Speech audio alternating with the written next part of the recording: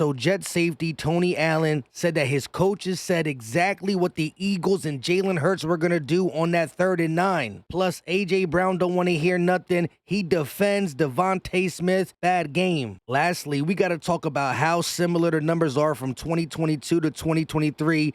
A.J. Brown makes history, and Hasson Reddick continues to ball without that cast. What is going on, everybody? I go by Philly Mike, and this is the Philly Talk Podcast, and I got to ask y'all, how y'all feeling after last night? Before we get into the content, let me know how you feel after sleeping on the loss to the Jets. A lot more football to be played, but before we get into it, now I'm going to ask y'all a favor. Help your boy out. Hit that like, subscribe if you are new, and turn on the notification bell so you know when we drop these videos, go live, or put out YouTube shorts. Let's get right into it with a beautiful throw from Jalen Hurts. There was a lot of bad in the game, but this throw ain't being completed by a lot of quarterbacks. A guy draping all over him, no body, all arm strength, a dot to A.J. Brown. Now, we didn't do that at the end of the game. The second half was bad. Jalen Hurts, the play calling, the drop balls. We got a lot to talk about, but what struck me, is it Jalen Hurts being predictable, or is it the coaching staff being predictable? Because listen what Tony Allen said that his coaches told him about that late interception that changed the game. Couldn't have picked a better time to get it, walk me through it. I just did what my coaches said. They said, show like I'm blitzing, and he going to throw it right to me. I showed like I was blitzing, and I saw the ball, and I just took off. Like, there was no looking back. Took off, and it just fell into my end. Thank God. Thank them boys up front. Thank that back end, man. I just did my job. Now, Nick Sirianni was asked about this, and he beat around the bush a little bit, saying he don't believe that the play call or Jalen Hurts' tendencies were predictable. He said there's some plays that we go to a little too often, but this was one we haven't used a lot. Jalen Hurts just threw a bad play. You heard Jalen Hurts said he made a bad read. However, it's funny that Tony Allen said his coaches told him, if you fake blitz, drop back, he's going to throw it right to you. So it's a tendency that was picked up on by the Jets and or predictable play calling. I got to admit, Brian Johnson's play calling has been getting better, but there's still things I can pinpoint, pick out situationally, whether it's not using DeAndre Swift, rushing Jalen Hurts too much, putting us in too long of a down and distance at times. The yards are the yards. This is the Eagles' offense through 6 games. 2022, 147 points. 2023, 148 points. 2,367 yards to 2,370 yards. 144 first downs to 143 first downs. 44% on third down in 2022, 51% on third down in 2023, and both 2022 and 2023, 5.6 yards per play. So the numbers are the numbers, but what we're seeing and what we're getting upset with is the balance attack, right? Sometimes we're too pass happy, sometimes we're too run happy, sometimes we just make the wrong call in the red zone. The red zone numbers are the biggest difference. And we seen it rear its ugly face in the second half. Jake Elliott with a crucial missed field goal. Again, we are not putting our players in the right position in the red zone. But 20-20, we just saw the numbers from 2022 to 2023. They're similar, but the red zone has been the biggest difference. We all got to fix it. I can't gripe too much on play calling when we have 4 turnovers in that game. Play calling takes a step to the side when there's 4 turnovers. Look at the stat on -4 since 2020. Teams are 1-28 with a -4 turnover differential since 2020. You're not going to win these games. I'm surprised we didn't get beat by 30. We would have if it was a better team. Our defense played exactly how we needed them to, especially with all the injuries. Think about it. Slay wasn't there, Evans wasn't there, Brown wasn't there, and Jalen Carter wasn't there. Then we lose Lane Johnson, not a defensive player, but it hurt the offense, which put the defense on the field more. We also lost Reed Blankenship, Bradley Roby. Like, the injuries are piling up. We got 1 healthy safety on the roster. That's it. That is it. Now's the time. Go get a Justin Simmons. Go get a Jeremy Chin. We got one healthy safety. It might not have reared its head, the safety position in its totality versus the Jets, but it will down the line, a la next week versus that very tough offense. As for the Lane Johnson news, Adam Schefter said he received word that Lane Johnson ankles injury is not that serious and better than they originally thought. Schefter added that Lane could absolutely miss some time, but still not as much as a position player would. Says that the Eagles are hoping for the best and will know more soon. Again, losing him is bad regardless, but you got to be healthy at the end of the season. That's when it matters the most. We got to still win games without him if he's going to miss a week, or 2 or 3, but it's still a lot better news than what we could have received Monday morning. As for A.J. Brown sticking up for Devonta Smith drops, listen what was asked, right? They're saying, is there anything you can say to Smitty for the drops? It's uncharacteristic, blah, blah, blah, blah, blah. Listen what A.J. Brown had to say.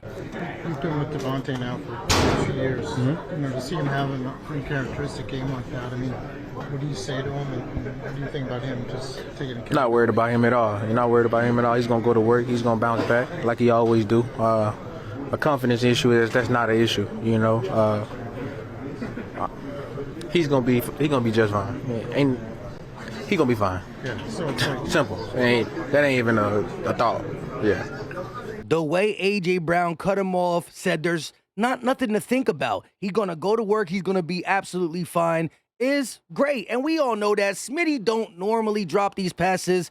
I'm not going to lie, though. The drop is one of the worst drops I've ever seen from a caliber player of his name and stature. And this wasn't the only drop, but this one was big with the amount of green grass in front of him, the fact that it hit him in the hand. It was the play that could just put the Jets away, right? At the end of the day, football is based off momentum. We score there, whether it's a field goal or touchdown. They not as late in the rally that ended up beating us badly. Again, I don't see Smitty having a game like this again, but it was just the bad luck of the day. Injuries, drops, interceptions, turnovers, and again, one interception was on Jalen, and it was the one that ultimately sealed the deal. That's why I'm upset. He's too smart of a player. Hold that ball, take the sack, throw it away, make the Jets drive the field, which they couldn't really do all game.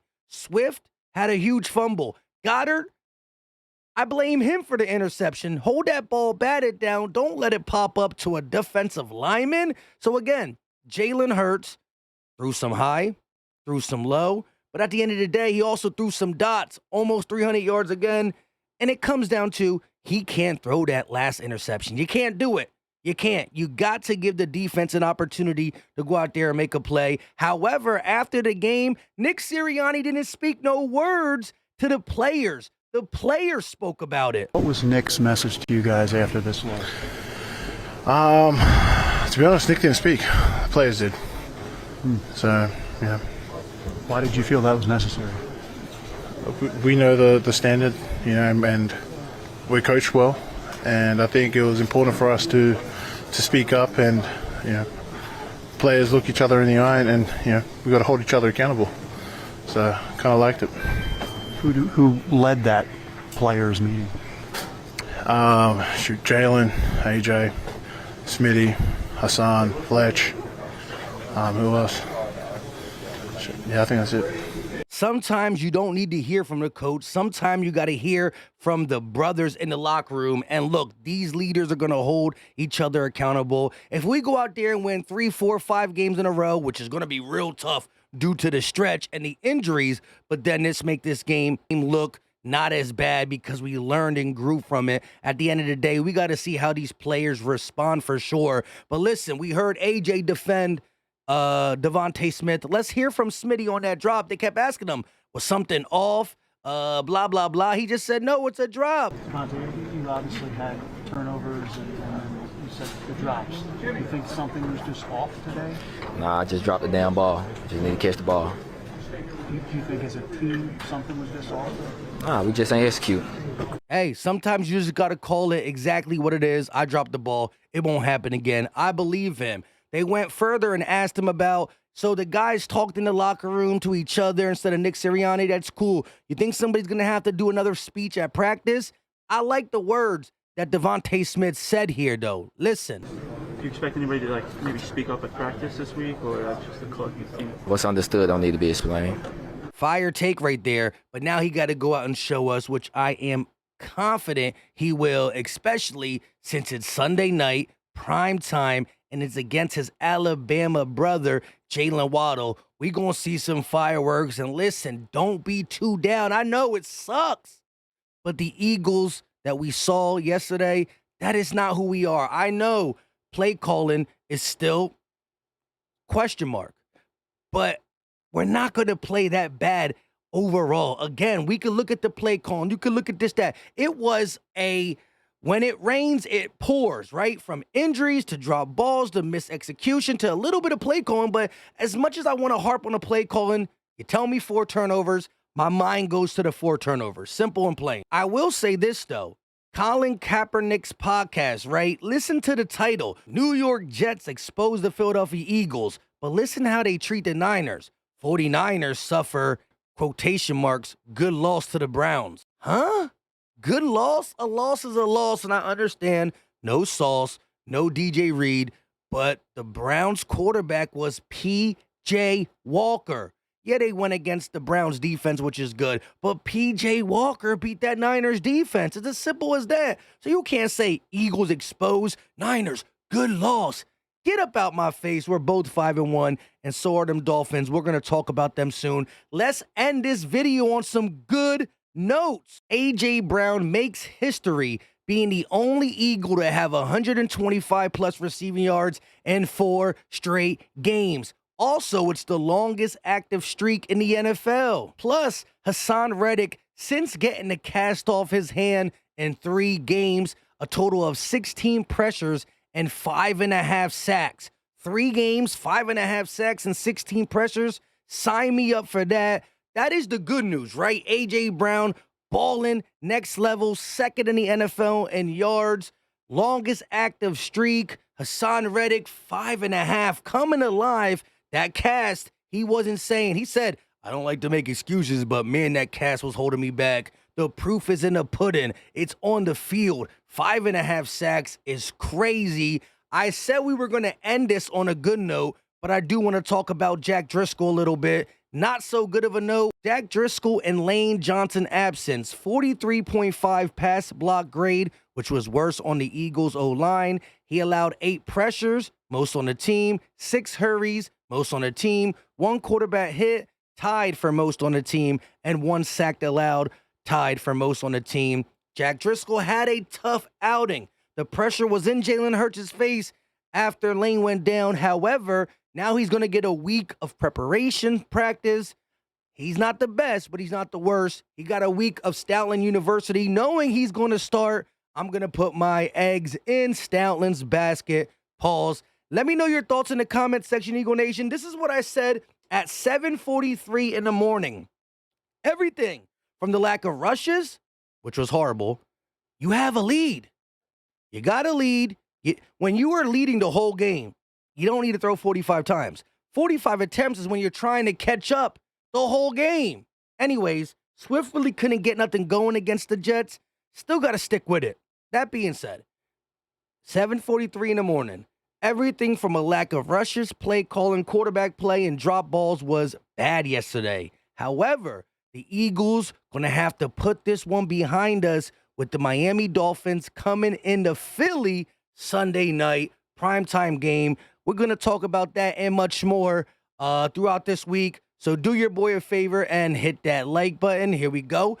Bang, hit the like button. Subscribe if you are new and turn on that bell. We'll be going live this week. We'll be dropping videos. Maybe a big collab coming up. Got to check the guys' schedules and whatnot. Drop the muscle emoji in the chat. We still 5-1, top of the NFC. More importantly, tied for top of the NFC. More importantly, still ahead of Dallas. Until next time, you know what time it is. We out.